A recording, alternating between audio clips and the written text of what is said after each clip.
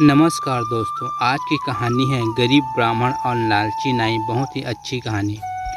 बहुत पहले की बात है। एक गरीब ब्राह्मण था। वह भगवान शिव का परम भक्त था। पूजा करते समय वह भगवान शिव को कुछ न कुछ अर्पित जरूर करता था। भगवान शिव भी उसकी भक्ति से बहुत प्रसन्न थे।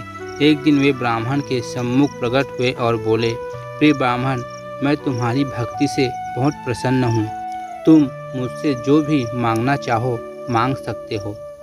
ब्राह्मण बोला, भगवान, आपने मुझे दर्शन दिए, मेरे लिए यही सब कुछ है।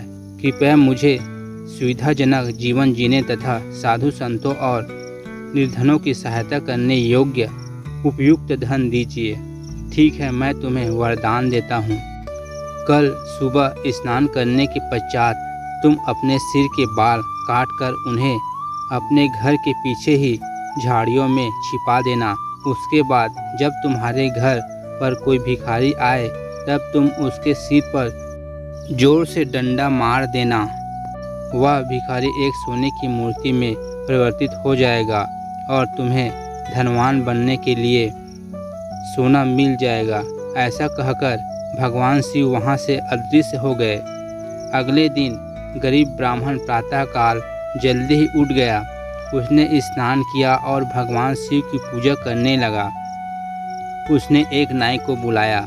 नाई ने ब्राह्मण का मुंडन भी कर दिया, लेकिन नाई यह जानने के लिए बहुत उत्सुक था कि यह ब्राह्मण स्नान करके अचानक अपने सिर के बालों को क्यों कटवा रहा है।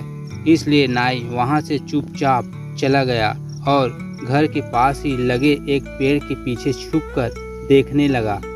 थोड़ी देर बाद गरीब ब्राह्मण ने एक डंडा उठाया और झाड़ियों के पीछे छिपा दिया। तभी वहां एक भिखारी आया और भिखारी के आते ही ब्राह्मण ने वह डंडा भिखारी के सिर पर दे मारा।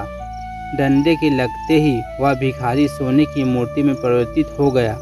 ब्राह्मण उस मूर्ति को उठाकर ले गया। नाई यह सब कुछ देख रहा था।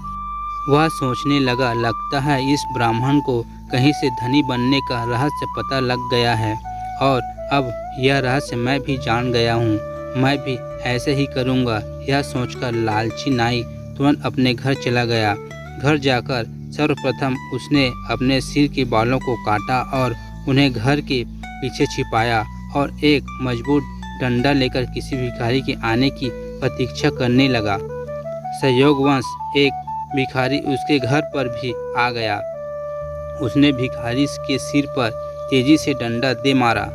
बेचारा भिखारी सिर पर चोट लगते ही लड़खड़ाकर जमीन पर गिर गया और उसकी मौत हो गई। यह देख वहां भीड़ इकट्ठा हो गई।